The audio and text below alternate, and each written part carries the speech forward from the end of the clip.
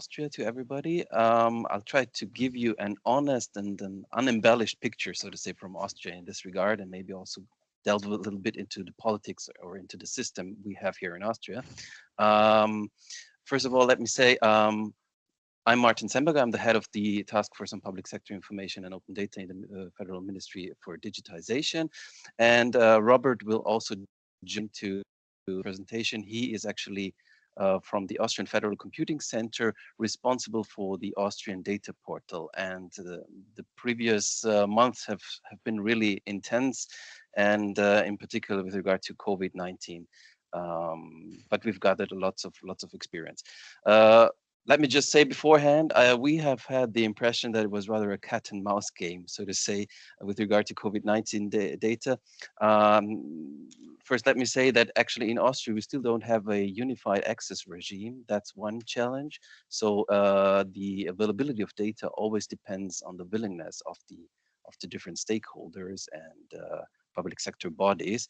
And on the other hand, we are a federal state. So this actually also adds to the complexity of the whole affair. Because actually, and you also have to remember that there is no central competence for health actually in Austria. The competence for health lies with the states and provinces, with the Länder, as we call it. You could compare it also with the European Union, where actually we can also see that there is no central competence for health, and I think this also adds to this complexity of the whole data situation. Yes, another very complex situation is that actually there are two databases that we draw from in Austria. One database is being collected by the Ministry of Health. We're very happy that we have a emergency epidemiological reporting system on the one hand, which has shown not to be fit for purpose for this pandemic, but it has served as a very useful tool for the data for the Ministry of Health. And on the other hand, you have data gathered by the Ministry of Interior. You have regular conferences by the Länder with these ministries, and therefore you can quite often read on those dashboards and pages by our developers that this is the data presented by the ministries. So it's the both ministries. Yes, but let's delve into the presentation. So you see, making COVID-19 data openly available was quite challenging. Regarding the culture, that was a very that's actually a major point. We have experienced that the Ministry of Health and others have started publishing their own dashboards.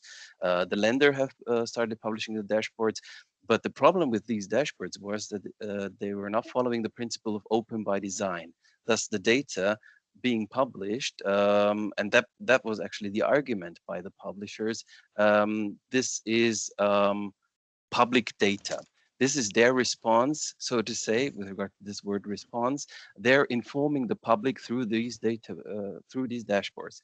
But quite soon, we have been the first ones to experience that users have not been quite satisfied with this way of publishing data. They wanted to have it reusable. They wanted to have more. And well, this is the whole story. After all, this whole situation actually shows that we're lacking an essential prerequisite for evidence-based decisions. And now we're talking ever more about evidence-based decisions. And I think there has been a significant push with regard to politics to go into open data, to make it available for everyone, the public wants to know why certain decisions are being made and on which data and which figures actually the next steps will have their ground. You can see down there the dashboard by AGES. The competences have also changed from certain institutions of the Federal Ministry for Health, but right now it is being performed by AGES. And one major criticism in this whole process was also kind of this shift of the data regime from one platform to the other.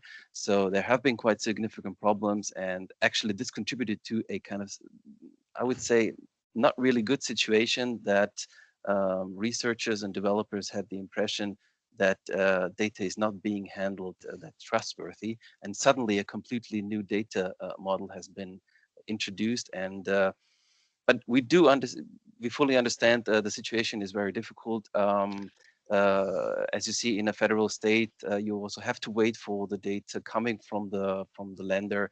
Uh, Daily data is being published, but the difficulty is also that data is often, well, during the weekends you don't have the data, and then later on data is being brought in or reported later on for the previous days.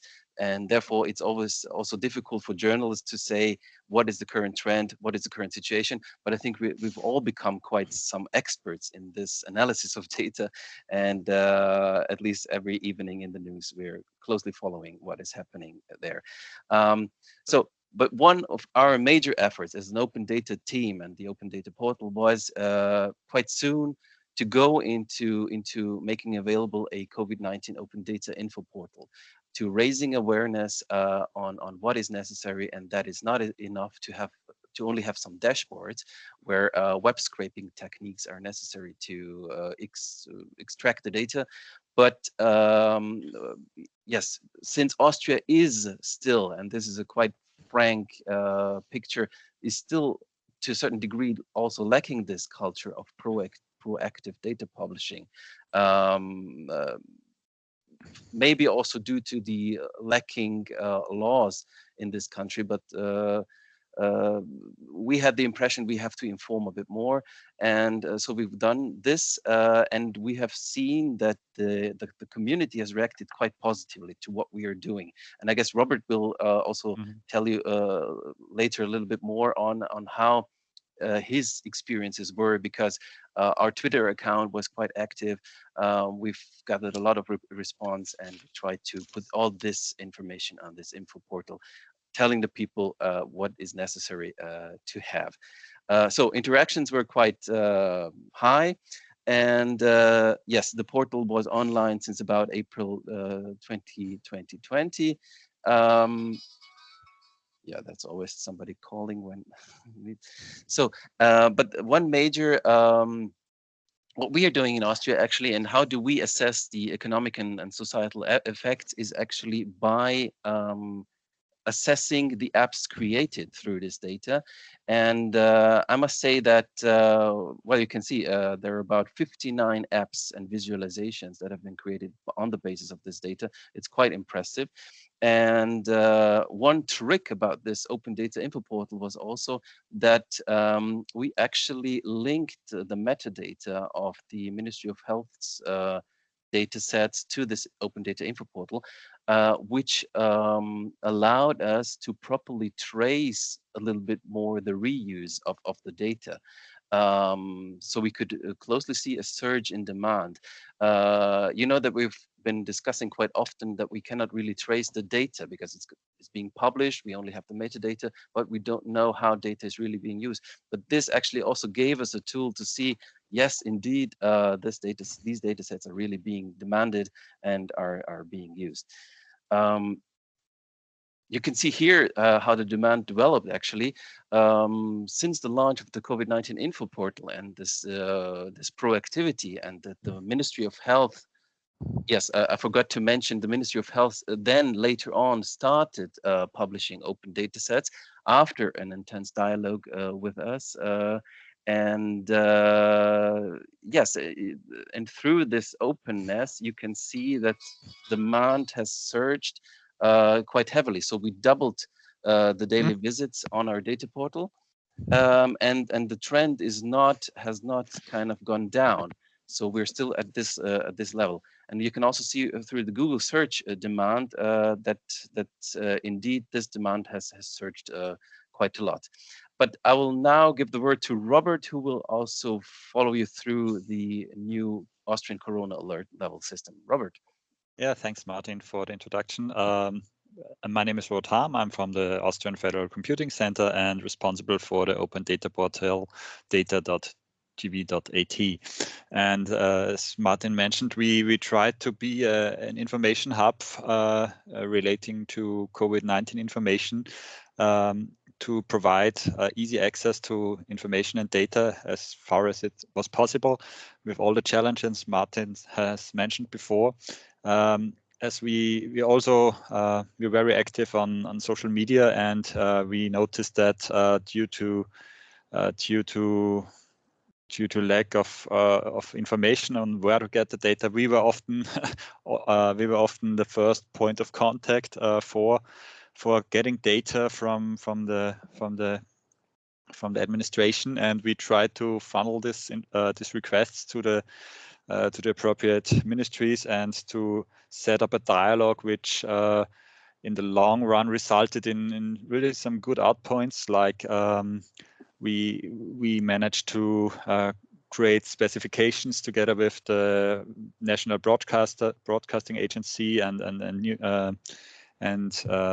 newspapers in order to get a data format which really helps to automatize the dissemination of COVID-19 basic data, like how many infected persons, how many tests, and things like this.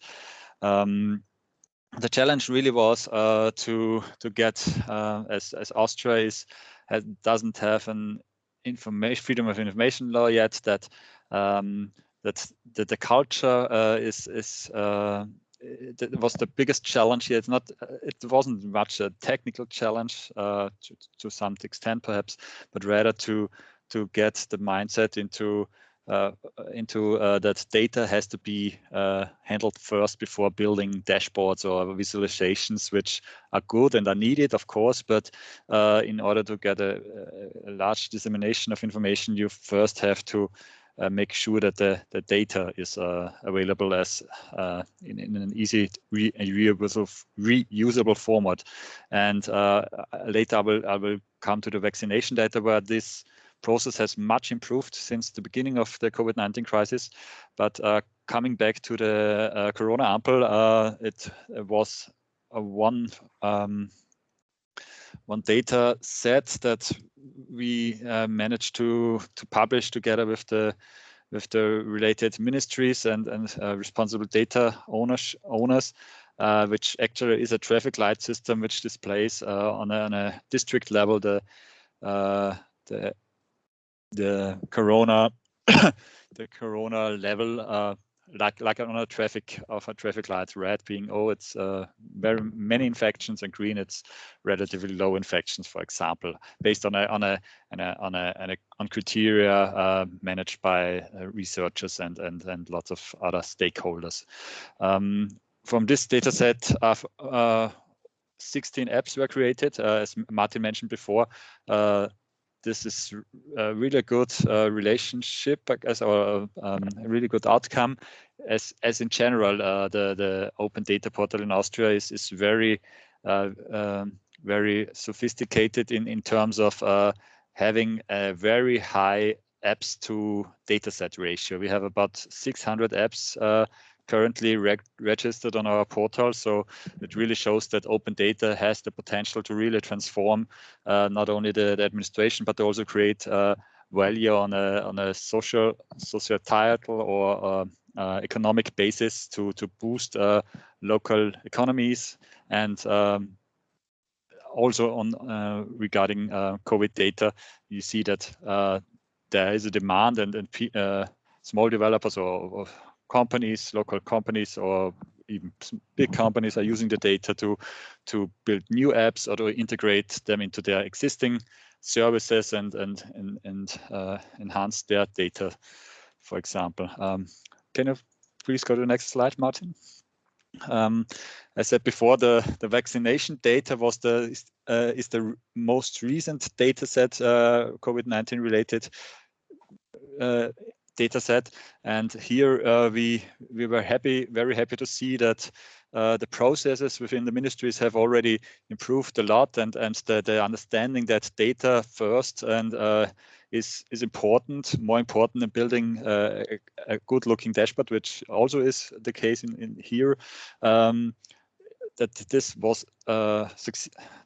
was achieved, and we as you see here on the slides, there is an own open data section, which links you to all details about the underlying data sets, because we often have not only in the COVID data set, not only regarding COVID data sets, but we often have the challenge that from the open data bubble, it's clear that there is open data, but a person coming to the ministry, to the website of a ministry, they don't know that there is open data available. They see the data, and it is often important just to label the information that is available as open data, not only on the open data portal, but to also label it on the home website where it is published, so that the people know, oh, it's open data. What does it mean? Oh, I can reuse it. I don't even have to ask. I can use a Creative Commons license and can build very fascinating apps and visualizations based on this. Yeah, and next Robert, slide. could you tell more about the upfront dialogue also with the developer community? I guess this was an important step to have this meeting. Okay, of course. As mentioned in the beginning, our main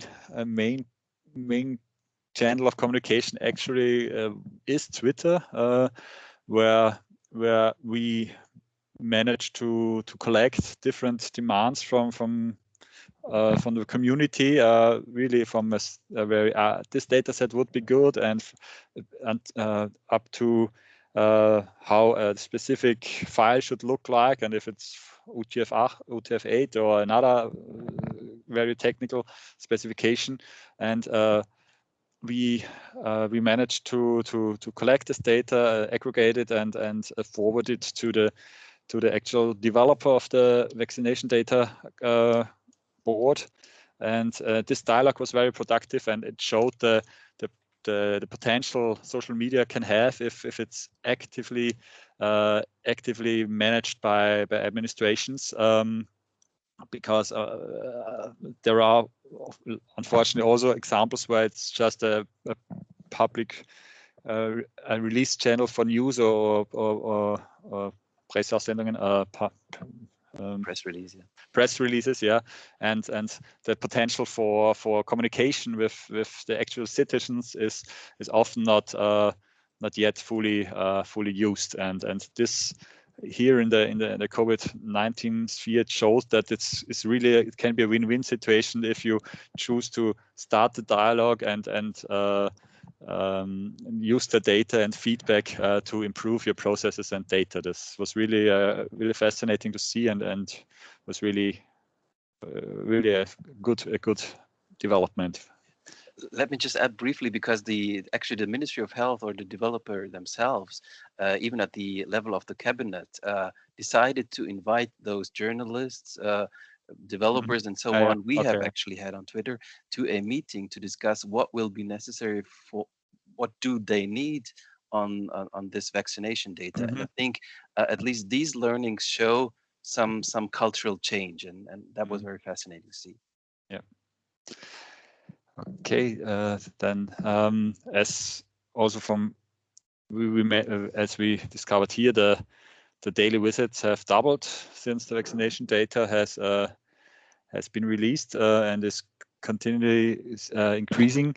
Our stats are available for everyone in an open data sense. We try to make all our information available, even the access data statistics, of course, anonymized on an IP level to make sure that privacy is ensured. But this data can also be accessed by anyone and we really try to fully fulfill the approach for transparency in all levels. So that's actually from me. Martin, did I forget anything important, or do you have anything to add? I'll just do some closing remarks, because we've also been talking about the lessons learned, maybe, and what are the lessons we have been learning in Austria. Actually, as you see, the demand alone on the portal shows a continuous rise in demand, and it's not breaking down. Regarding the learnings, I would say we've heard that the Ministry of Health people IT specialists have told us that actually, yeah, data systems need an upgrade after the crisis, but maybe it's not the proper moment right now to do it during the crisis. But this has definitely is one of the results. And I would say what we need are actually EU standards. We need to further develop the European data space on health. We need common standards in this regard. I think it is good to see this certain push by developers to the ministries, to the health arena, to improve. Um, and in order to also, and we need to foster this proactivity, this open data approach. This is something we'll work on, and hopefully also new laws will emerge even this year, quite soon, even with regard to the freedom of information law. But of course, the Open Data Directive will come into place also. Um, yes, what in our view, what is really necessary is to have a good user feedback, good interaction via Twitter or any other channels to learn from the demand and what actually scientists and developers really need. And last point, I would say we still have not learned using data for creating for actually joining and linking it with demographic data. And as we've seen with regard to the vaccination data and the effectiveness of certain vaccines, I think there is also potential in, I would say, also using open data, but also closed data with regard to kind of user feedback on how this vaccine is actually working. We have different producers right now, but I hope that this all can create towards creating a good European data space on health. And yeah, that's the big picture from Austria. Thanks for listening, and we're happy to answer your questions.